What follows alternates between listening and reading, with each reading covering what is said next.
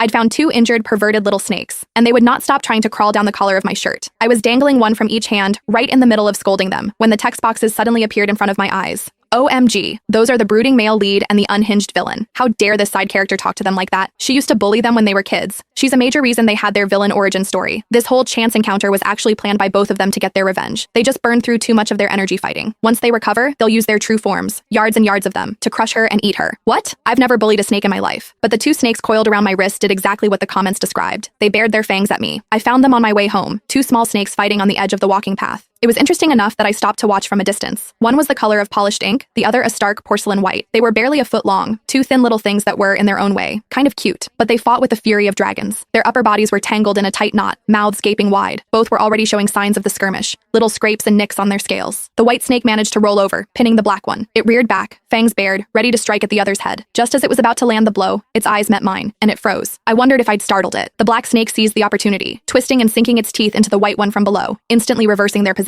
But the white snake didn't fight back. It went limp, letting the black one bite, its bright, rosy pink eyes fixed on me. A pang of sympathy hit me. Bolstering my courage, I took a step forward and clapped my hands, shouting, "Hey, knock it off!" To my utter astonishment, the black snake actually seemed to understand. It stopped its attack. The white snake lay on the grass, exposing its soft underbelly. The bite marks were clear against its pale scales, and it looked like it was on the verge of death. The black snake stared at me with its beady black bean eyes, then glanced at the motionless white snake beside it. A frantic energy seized it, its tongue flicking in and out of its mouth so fast it was a blur. It looked like it was trying desperately to speak. Seeing my bewildered expression, it gave up and simply copied the white one, flopping onto the grass and going perfectly still. Well, I figured that was a truce. I turned and continued home. It wasn't until I was standing at my front door, digging through my purse for my keys, that I realized they had followed me. Our eyes met, all six of them. In perfect unison, both snakes went limp and dropped to the welcome mat with a soft thump. It was the most blatant case of insurance fraud I'd ever seen. "You want to come home with me?" Both of them started wagging their tails furiously. "I don't know," I hesitated. "Wild snakes can be dirty, have parasites and stuff, and I'm pretty sure there are rules against just picking up wildlife." The white snake stopped moving, its tongue flicking out pathetically. The black one, however, started spinning in tight circles, as if trying to show me how clean it was, that it wasn't wild at all. After a moment of internal debate, I let them in. I didn't have a proper terrarium, so a clear plastic storage bin would have to do for now. Surprisingly, they were almost unnervingly obedient. When I pointed to the bin, they slithered right in. I spent a while on my phone, using an image recognition app to figure out what they were. The consensus was corn snakes. Following the app's recommended links, I found a beginner's guide and ordered some antiseptic spray and other supplies for delivery. While waiting, I spoke to the bin. "From now on, I'll call you Ash," I said to the black one, "and you'll be Ivory." I didn't actually expect them to understand. My impression of snakes had always been that they were cold, detached creatures, not particularly in tune with humans. When the supplies arrived and I was unboxing the antiseptic, I said aloud to myself, "Okay, Ivory, you're first." To my shock, the little white snake nudged the lid of the bin with his head and slithered out on his own. He even rubbed against my palm like a cat, a bizarrely affectionate gesture. Inside the bin, Ash curled into a tight, miserable ball in the corner, head lowered. He wasn't even flicking his tongue anymore.